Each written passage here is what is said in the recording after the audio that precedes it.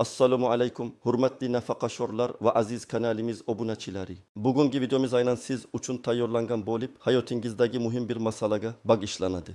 Diqqat qiling, bu xabar shunchaki navbatdagi aksborot emas, balki sizning moliyaviy barqarorligingizga, har oylik nafaqa to'lovlariga bevosita ta'sir qiluvchi o'ta zarur ma'lumotdir. Shuning uchun iltimos, bu videoni boshidan oxirigacha diqqat bilan ko'rib chiqing. Ayniqsa, videomizda beriladigan ma'lumotlar 10 aprelga qadar amalga oshirilishi kerak bo'lgan bir qancha muhim ishlarni o'z ichiga oladi. Agar siz ushbu muddatgacha tegishli choralarni ko'rmasangiz, nafaqa to'lovlaringizda jiddiy uzilishlar yuzaga kelishi mumkinligini eslatib o'tmoqchiman. Hozirgi vaziyatda nafaqa har bir inson uchun, ayniqsa keksa yoshdagilar uchun juda katta ahamiyatga ega ekanligini yaxshi bilamiz.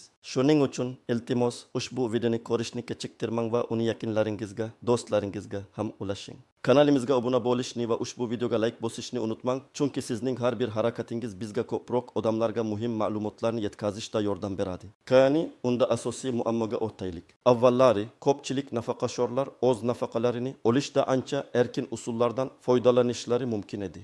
Masalan, ba'zilar nafaqalarini uyga keladigan pochta iqtisodiy orqali naqd pul shaklida qabul qilishgan. Boshqalar esa yaqin atrofdagi pochta bo'limlariga borib, navbatda turib o'z pullarini olishardi. Yana bir qism nafaqashorlar esa eski turdagi bank kartalariga, ya'ni faqatgina ma'lum bir bankning terminallarida ishlaydigan yoki zamonaviy bankomatlarda qiyinchilik bilan foydalanish mumkin bo'lgan kartalarga pul o'tkazishardi. Bu tizim o'ziga yarasha qulayliklarga ega bo'lsa-da, ba'zan uzoq navbatlar, texnik nosozliklar pulning kechikishi kabi muammolarni keltirib chiqarardi. Eng asosiysi, naqd pul bilan muomala qilish xavfsizlik nuqtai nazaridan ham ma'lum satarlarni o'z ichiga olardi. Ya'ni yoshli odamlar uchun katta miqdordagi naqd pulni olib yurish doimo ehtiyotkorlikni talab qilar edi. Qolaversa, poxta orqali nafaqa yetkazib berish tizimi ham logistika jihatdan murakkab va qimmatga tushadigan jarayon edi. Endi esa vaziyat tubdan o'zgardi. Hukumat nafaqa to'lovlari tizimini yanada zamonaviylashtirish, xavfsizligini oshirish, shaffoflikni ta'minlash va barcha nafaqashorlar uchun qulaylik yaratish maqsadida muhim islohotlarni amalga oshirmoqda. Bu islohotlarning asosiy yo'nalishlaridan biri nafaqa to'lovlarini to'liq raqamlashtirish va ularni universal bank kartalari orqali amalga oshirishdir. Ya'ni, endilikda nafaqa to'lovlari asosan zamonaviy UzCard yoki Humo to'lov tizimlariga ulangan bank kartalariga o'tkazilishi majburiy bo'lib bormoqda.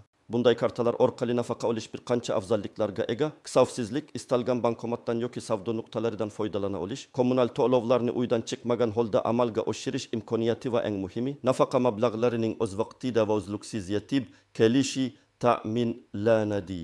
Lekin bu o'zgarishlar barcha nafaqashorlardan ma'lum choralar ko'rishni talab qiladi. Eng muhimi, ba'zi bir toifadagi nafaqashorlar uchun eski to'lov usullaridan yangi raqamli tizimga o'tish bo'yicha aniq bir muddat belgilandi va bu muddat 10 aprel ekanligini yana bir bor eslatib o'taman. Ushbu muddatgacha zaruriy harakatlarni qilmaslik afsuski nafaqa to'lovlarining vaqtincha to'xtatilishiga yoki sezilarli kechikishlarga olib kelishi mumkin. Keling, endi bu muhim o'zgarishlar sizga qanday ta'sir qilishini batafsil ko'rib chiqaylik. Kimlar bu borada tashvishlanishi kerak va kimlar xavotirlanmasa ham bo'ladi?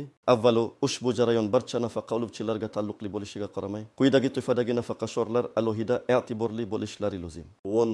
Ahli ham nafaqasini naqd pulda, ya'ni poxta iqtisodiymi orqali uyga oladiganlar yoki poxta bo'limlaridan borib oladiganlar. Agar siz shu toifaga kirsangiz, sizdan yangi turdagi bank kartasini ochish va nafaqa to'lovlarini unga o'tkazish uchun ariza berish talab etiladi. Nafaqasi eski turdagi, masalan, faqat ma'lum bir bankning o'z terminallarida ishlaydigan kartalarga tushadiganlar. Bunday kartalar yangi tizim bilan mos kelmasligi sababli ularni yangi Universal UzCard yoki Humo kartalariga almashtirishingiz zarur bo'lishi mumkin. Bank kartangizning UzCard yoki Humo logotiplari borligini tekshiring. Oksirgi bir necha yilda o'z shaxsiy ma'lumotlarini, masalan, yashash manzili, telefon raqami yangilamagan nafaqashorlar. Yangi tizimda aloqa ma'lumotlarining dolzarbligi juda muhim, chunki ba'zi holatlarda siz bilan bog'lanish yoki qo'shimcha ma'lumot so'rash talab qilinishi mumkin. O'zbekiston hududidan tashqarida istiqomat qilib, O'zbekistondan nafaqa oluvchilar. Ular uchun ham yangi tartib-qoidalar joriy etilishi mumkin. Bunday holatda vakolatnoma orqali yoki konsullik muassasalari orqali ma'lumotlarni yangilashga to'g'ri keladi. Kimlar xavotirlanmasa ham bo'ladi? Agar siz allaqachon Salq banki yoki boshqa banklar tomonidan berilgan zamonaviy uzkart yoki humo kartalariga nafaqa olsangiz va sizning barcha ma'lumotlaringiz, pasport, manzil, telefon, pensiya jamg'armasi ma'lumotlar bazasida dolzarb bo'lsa, siz ehtimol hech qanday qo'shimcha harakat qilishingiz shart emas.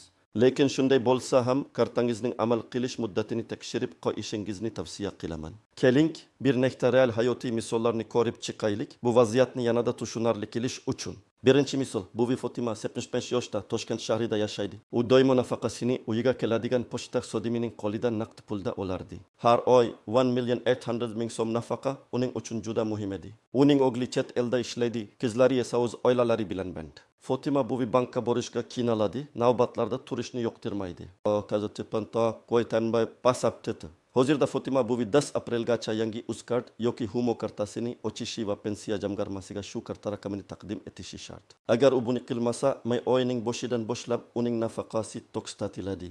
Bu uning uchun jiddiy moliyaviy qiyinchiliklarni keltirib chiqarishi mumkin, chunki u dorilarga, kommunal to'lovlarga va oziq-ovqatga shu nafaqa pulidan foydalanadi. U bankka borib murojaat qilmasa, oylik 1,8 million so'm nafaqa mablag'ini ola olmaydi. Ikkinchi misol, Bobo Olim 80 yoshda Farg'ona viloyatining chekka qishloqlaridan birida yashaydi. Uning nafaqasi eski turdagi Vatan bankining kartasiga tushardi. Bu karta faqat shu bankning shaxsobchalarida ishlaydi. Olim Bobo har oy nafaqasini olish uchun tuman markaziga borishga majbur bo'lardi. Bu esa unga ancha qiyinchilik tug'dirardi. Endi uning kartasi yangi tizim bilan mos kelmaydi.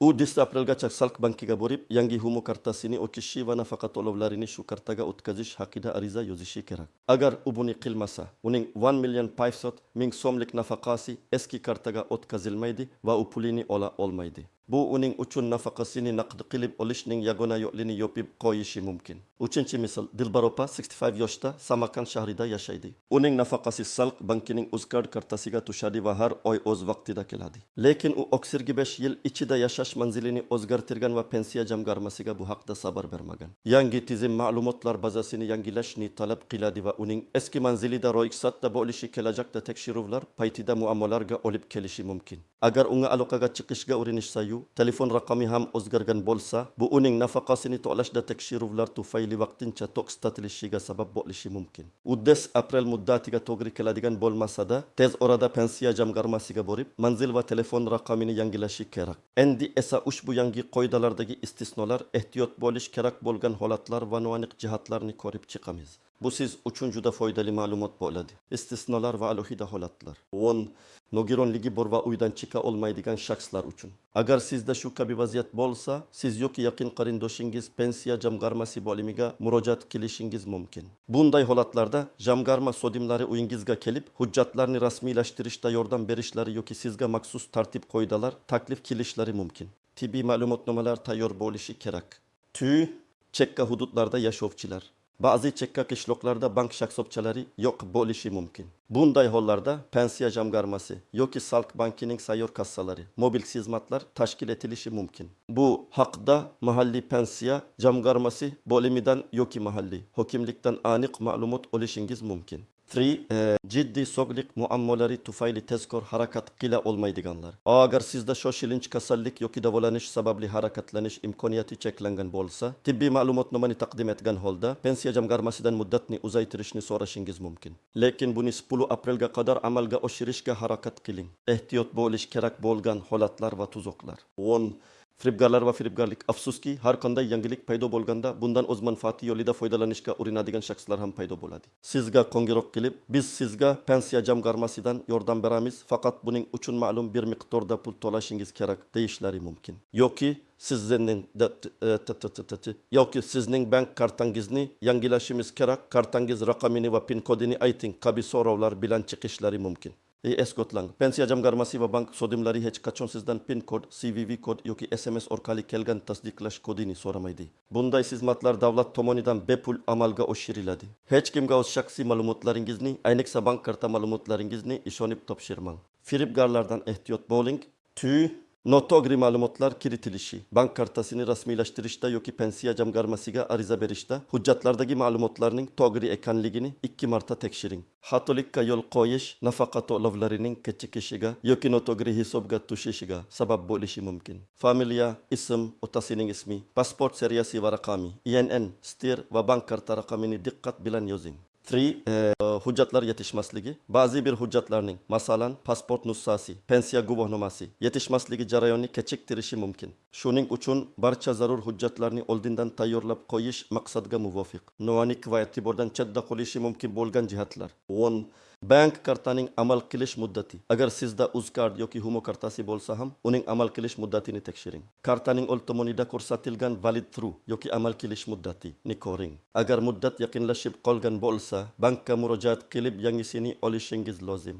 2. SMS xabarnoma X xizmati. Agar sizda SMS xabarnoma X xizmati yo'qilmagan bo'lsa, buni bankda yo'qtirib qo'yishni tavsiya qilaman. Bu sizga nafaqa, puli tushishi bilan bir zumda xabar beradi va har qanday noqonuniy harakatlardan xabardor bo'lishingizga yordam beradi. 3. Chet elda bo'lganlik holati. Agar siz chet elda bo'lsangiz va 10 aprelgacha qaytib kelish imkoningiz bo'lmasa, O'zbekistondagi yaqin qarindoshlaringizga ishonchnoma berishingiz mumkin. Bu ishonchnoma notarial tartibda tasdiqlangan bo'lishi kerak. Ishonchnoma orqali ular sizning nomingizdan bank kartasini olish yoki zarur hujjatlarni rasmiylashtirishda yordam bera oladilar. So'sh, bu holatda siz nima qilishingiz kerak? Qiling, aniq amaliy qadamlarni ko'rib chiqamiz. Ushbu ko'rsatmalar sizga 10 aprelgacha barcha ishlarni muvaffaqiyatli yakunlashga yordam beradi. Amaliy maslahatlar sizning harakatingiz ketma-ketligi. Adqadam o'z joriy nafaqa to'lov usulingizni aniqlang. Siz nafaqangizni qanday qabul qilasiz? A. Pochta orqali uyga naqd pul olib keladilarmi? B. Pochta bo'limidan borib naqd pul olasizmi? C. Eski turdagi bank kartasiga, masalan, faqat ma'lum bir bankda ishlaydigan tushadimi? D. Zalq banki yoki boshqa banklarning UzCard, Humo kartasiga tushadimi? Agar javobingiz A, B yoki C bo'lsa, siz zudlik bilan harakat qilishingiz kerak. Agar javobingiz D bo'lsa, yuqorida aytilganidek kartaning amal qilish muddatini va ma'lumotlaringizning pensiya jamg'armasida yangi ekanligini tekshirib qo'yishingiz lozim. 4 qadam zarur hujjatlarni to'plang. Bank kartasini rasmiylashtirish va pensiya jamg'armasida ma'lumotlarni yangilash uchun sizga quyidagi hujjatlar kerak bo'ladi. Pasportingiz asli va nusxasi, pensiya guvohnomangiz asli va nusxasi, soliq to'lovchining identifikatsiya raqami NSTR asli va nusxasi agar mavjud bo'lsa. Masakata kebondatirnaman Misha Fultondan. Agar siz nogiron bo'lsangiz yoki alohida ehtiyojingiz bo'lsa, tegishli tibbiy ma'lumotnomalar, mobil telefon raqamingiz. Qo'lma qadam qaysi organga murojaat qilishni aniqlang. Agar sizda hali bank kartasi bo'lmasa yoki eski kartangizni yangi turdagi UzCard, Humo kartasiga almashtirmoqchi bo'lsangiz,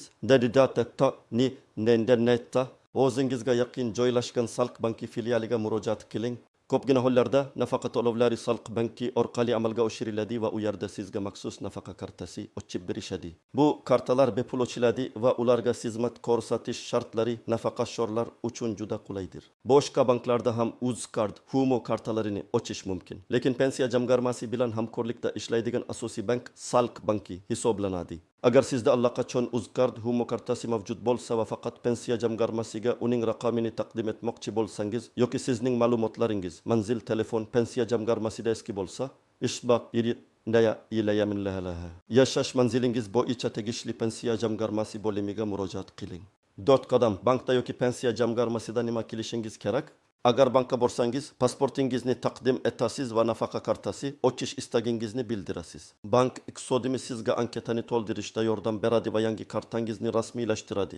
Kartaning PIN kodini o'zingiz kiritasiz va uni hech kimga aytmaysiz. SMS xabarnoma xizmatini ulashni so'rang. Kartani olganingizdan so'ng uning raqamini 16 sonali eslab qoling yoki yozib oling. Agar pensiya jamg'armasiga borsangiz, sizga berilgan blankani to'ldirasiz. Unda o'z shaxsiy ma'lumotlaringizni, pasport seriyasi va raqamini, NSTR va yangi ochilgan yoki mavjud bo'lgan bank kartangizning 16 sonali raqamini aniq kiritishingiz kerak bo'ladi. Shuningdek, aloqa uchun yangi telefon raqamingizni ham yozing. Sizning arizangizni qabul qilganliklari haqida tasdiqlovchi hujjat, masalan, arizangizning nusxasi muhri bilan olishni unutmang. Bu hujjat kelajakda biror muammo yuzaga kelsa, sizning huquqlaringizni himoya qilishga yordam beradi. 5 qadam. Muddati tugamasdan harakat qiling. Barcha ishlarni 10 aprelga qadar yakunlashga harakat qiling. Kechiktirish nafaqa to'lovlaringizda jiddiy uzilishlarga olib kelishi mumkin. Agar biror qiyinchilikka duch kelsangiz yoki savollaringiz bo'lsa, zudlik bilan pensiya jamg'armasining ishonch telefonlariga murojaat qiling. Ularning telefon raqamlarini pensiya jamg'armasining rasmiy veb-saytidan yoki mahalliy bo'limlardan bilib olishingiz mumkin.